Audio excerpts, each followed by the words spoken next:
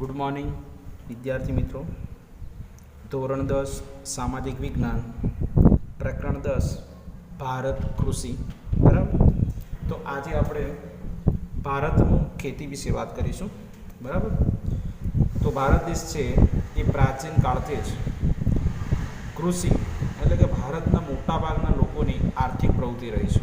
આજે તમે જુઓ કે ભારતની અંદર 50% કરતો વધુ લોકો આજે ખેતી કરે છે. બરાબર. અહીંયા આપણને 60% જેટલા લોકો લગભગ આપણને બતાવ્યા છે. જ્યારે આપણો દેશ સ્વતંત્ર થયો ત્યારે 70% કરતો વધુ લોકો ખેતી કરતા. એટલા માટે કહી શકાય કે ભારત દેશ છે એ કૃષિ પ્રધાન દેશ છે. બરાબર. તો આપણી જે ભારતીય અર્થવ્યવસ્થા છે જેને 3 ભાગમાં વહેંચેલું છે: પ્રાથમિક ક્ષેત્ર, માધ્યમિક અને સેવા ક્ષેત્ર. બરાબર. તો ભારતનું અર્થતંત્ર પણ તમે જુઓ છો કૃષિ આધારિત છે. બરાબર. તો ખેતી ભારતનું એક મહત્ત્વનું સંસાધન કહી શકાય છે અને જેની અંદર 60% લગભગ લોકો જોડાયેલા છે. બરાબર. અને ભારતના લોકોને માત્ર ખોરાક પૂરો પાડવા ઉપરાંત ઉદ્યોગો માટે પણ વિવિધ પ્રકારનો કાચો માલ ખેતી આપે છે. બરાબર. એટલે રાષ્ટ્રના ઉત્પાદનની અંદર કૃષિનો લગભગ 22% જેટલો હિસ્સો છે. બરાબર. દેશના વિકાસની રાષ્ટ્રીય આવક આપણે જોઈએ તો 22% આવક ખેતીમાંથી આવે છે. બાકીની આવક ઉદ્યોગોમાંથી આવતી હોય અને બીજી આવક છે પરિવહન ક્ષેત્રમાંથી આવે, સેવા ક્ષેત્રમાંથી. બરાબર. તો નિકાસમાં પણ આપણે જોઈએ છીએ ખેતી પાકો અને ખેત પેદાશોનો લગભગ 18% જેટલો હિસ્સો છે. આજે ભારત દેશ ખેતીનું ઉત્પાદન કરે છે પણ બીજા દેશની અંદર જે નિકાસ કરે છે બીજા પ્રદેશોમાં, બરાબર, તો 18% જેટલો હિસ્સો ખેતીનો રહેલો છે.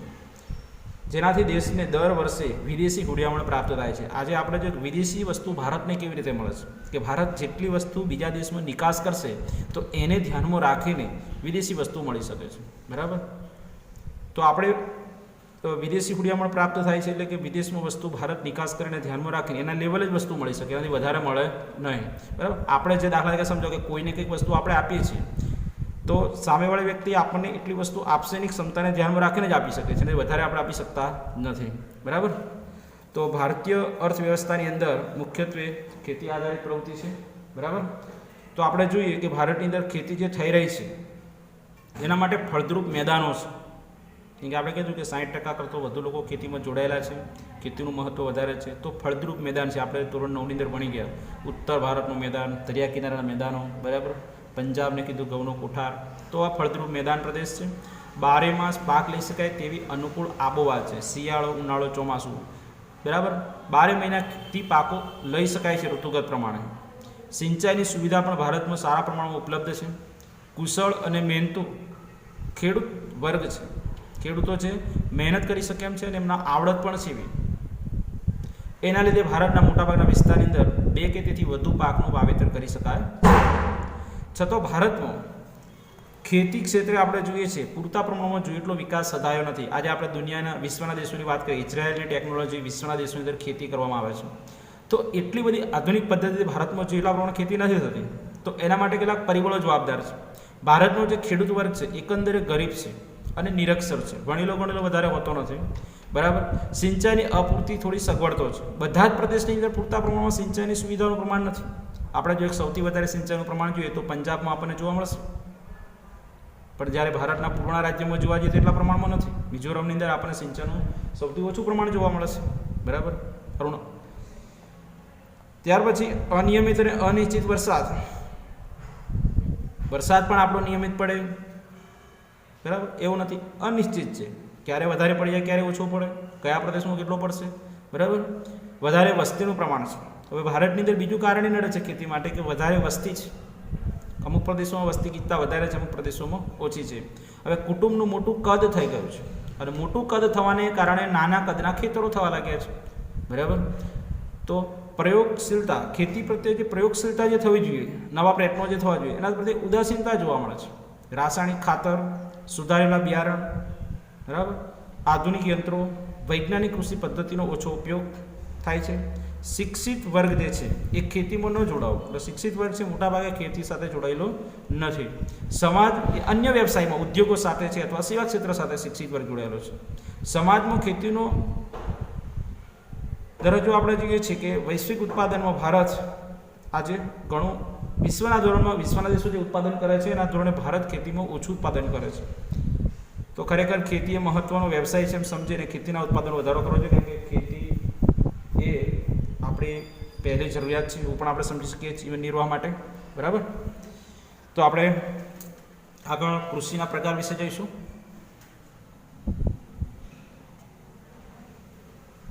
જો કૃષિના જે પ્રકારો જે છે તો ભારતના લોકોની સામાજિક આર્થિક સ્થિતિ, રાષ્ટ્રીય રાજનીતિ અને ભારતનું સમગ્ર અર્થતંત્ર ખેતી સાથે જોડાયેલું છે. તો એના જે પ્રકારો છે એને ધ્યાનમાં રાખીને પાડવામાં આવેલા છે. બરાબર. સિંચાઈની પદ્ધતિને ધ્યાનમાં રાખી ખેત પેદાશોનું ઉત્પાદન જે કરવામાં આવે છે, આર્થિક વળતર જે મળે છે એને ધ્યાનમાં રાખીને ખેતીના પ્રકારો અહીંયા પાડવામાં આવેલા છે. બરાબર. જીવન નિર્વાહની ખેતી, કે જીવન નિર્વાહની ખેતી એટલે કે વ્યક્તિ પોતે પોતાનું જીવન નિર્વાહ ચલાવી શકે એટલી જ ઉત્પાદન ખેતીમાંથી કરી શકે. બરાબર. તો આઝાદી પછી આપણે જોઈએ છે કે આયોજન પંચ અનેક ખેત વિકાસની યોજનાઓ અમલમાં મૂકી અને ભારતના ખેડૂતોની આર્થિક સ્થિતિ આજે પણ પ્રમાણમાં થોડી નબળી છે. કે સરકાર તો ખેતી ક્ષેત્રે વિવિધ પ્રકારની યોજનાઓ અમલમાં મૂકી છે, પણ ખેડૂતોની સ્થિતિ આપણે નબળી જોવા મળે છે. એના માટે કેટલાક કારણો પણ જવાબદાર છે, કેમ કે નાના કદના ખેતરો છે, મોંઘા બિયારણો છે, જંતુનાશક દવાનો ઉપયોગ જે પોસાય તેમ નથી. બરાબર. આ કારણોથી ખેતરમાં આપણે જંતુનાશકનું ઉત્પાદન, જે જંતુનાશક દવાનો છે અનાજની અંદર દાખલા તરીકે આપણે એનો ઉપયોગ નથી કરી શકતા, ઉત્પાદન શું થાય છે? ઓછું થાય છે. બરાબર. તો એના કારણે કુટુંબના ભરણ પોષણ થાય માટે વપરાય એટલું જ અનાજનું ઉત્પાદન વ્યક્તિ કરી શકે છે. એટલા માટે એને જીવન નિર્વાહની ખેતી કહેવામાં આવે છે. બરાબર. તો ભારતીય ખેતી આજે પણ મોટાભાગના વિસ્તારમાં જે થાય છે તો લોકો જીવન નિર્વાહ પૂરતી જ ખેતી કરે છે. બરાબર. તો એક ખેતીનો ભાગ એવો બની શકશે. બરાબર. બીજો પ્રકાર છે સૂકી ખેતી, કે વરસાદ ઓછો પડતો હોય, સિંચાઈની અપૂરતી સગવડતા હોય, માત્ર વરસાદ આધારિત જ ખેતી થતી હોય એવા વિસ્તારમાં જમીનની અંદર જે ભેજ સંગ્રહિત થયેલો હોય તો બરાબર વર્ષની અંદર એકાદ પાક લઈ શકાય છે, એને સૂકી ખેતી કહેવામાં આવે છે. બરાબર. તો ભારતના ઘણા વિસ્તારની અંદર આપણે જોઈએ છીએ બહુ ઓછો વરસાદ પડે છે અને ઘણી જગ્યાએ સૌથી વધુ પડે છે. હવે એવા ઓછો વરસાદ પડતો એવા પ્રદેશની અંદર જુવાર છે, બાજરી છે, કઠોળ જેવા પાક પાણીની ઓછી જરૂરિયાતવાળા વિસ્તારની અંદર લઈ શકાય છે. અને ગુજરાતના ભાલ વિસ્તારની વાત કરીએ તો ચોમાસાની ઋતુ પછી ભેજવાળી જમીનની અંદર ઘઉં થઈ શકે છે. આમ તો ઘઉંનો પાક લેવો હોય તો એને સિંચાઈની જરૂરિયાત વધારે છે, પણ જે ભાલિયા ઘઉં જે આવે છે એનું ભેજનું પ્રમાણ ઘણું ઓછું જોઈએ છે. બરાબર. ત્યાં ચણાનો પાક સાથે લઈ શકાય છે. તો તમને ખબર હશે કે ચણાનો પાક તૈયાર કરવો હોય તો એને સામાન્ય જમીનમાં ભેજ હોય તો તૈયાર થઈ જાય, એમ ઘઉં પણ જે ભાલિયા ઘઉં છે એ બહુ જ ઓછા ભેજથી પણ તૈયાર થઈ જાય. બરાબર. આર્દ્ર ખેતી, જ્યાં વધારે વરસાદ પડે છે, બરાબર, સિંચાઈની સુવિધા છે એવા વિસ્તારની અંદર આર્દ્ર એટલે કે ભેજની ખેતી કરવામાં આવે છે. વરસાદ ન પડે, બરાબર, પરંતુ ત્યાં સિંચાઈની સુવિધા તો છે જ, એટલે એક કરતો વધુ પાક ત્યાં લઈ શકાય છે. પાક કેવા લેવાય છે? ડાંગર, શેરડી, કપાસ, ઘઉં, શાકભાજીની ખેતી. હવે તમે જો ડાંગરની ખેતી એવી છે કે જેની અંદર છોડ રોપ્યા પછી પાણી ભરાયેલું હોય તો પાક તૈયાર થાય ત્યાં સુધી પાણી હોય તો કોઈ પ્રશ્ન રહેતો નથી, પાક તૈયાર થઈ જાય છે. બરાબર. તો આવા પાકો છે અને આર્થિક ખેતી કહેવામાં આવે છે. પછી છે સ્થળાંતરિત અને ઝૂમ ખેતી. બરાબર. સ્થળાંતરિત ખેતીને ઝૂમ ખેતી કહેવામાં આવે છે. હવે ઝૂમ જંગલોના વૃક્ષો કાપી નાખવાના છે, બરાબર, અથવા એને સળગાવી દેવાના છે અને ત્યાં ખેતી કરવામાં આવે, એને ઝૂમ ખેતી કરવામાં આવે છે. હવે આદિમાનવ જે હતો પ્રાચીન સમયની અંદર પહેલાં આ પ્રકારે ઝૂમ ખેતી કરતો હતો, જે તે જગ્યાએ વૃક્ષો કાપી સળગાવે અને ત્યાં ખેતી કરે. 2-3 વર્ષ થાય, બરાબર, એટલે ફરી પાછા નવા સ્થળે સ્થળાંતર કરે. તો 2-3 વર્ષ પછી ત્યાં જમીનની અંદર જે ખેતી કરવામાં આવે છે એની ફળદ્રુપતા ઘટી જાય છે, એટલે જમીનને છોડી દે છે અને બીજી જગ્યાએ જઈને કરે છે ખેતી. બરાબર. એને ઝૂમ ખેતી કહેવામાં આવે છે. આ ખેતીના પાકની અંદર આપણે જોઈએ ધાન્ય પાકો અને શાકભાજી ઉગાડવામાં આવતી. બરાબર. અને ઉત્પાદન જોઈએ તો ઘણું બધું પ્રમાણમાં ઓછું થતું હતું. બરાબર. પછી આપણે જોઈશું બાગાયતી ખેતી. બરાબર.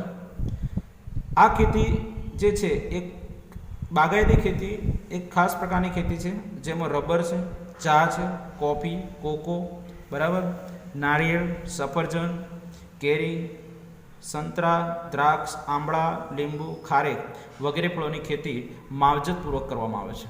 આની અંદર થોડીક માણસની મહેનત વધી જાય, એની માવજત વધારે દેખરેખ રાખવી પડે. આ ખેતી કરવા માટે વધુ મૂડીરોકાણની પણ જરૂર પડે.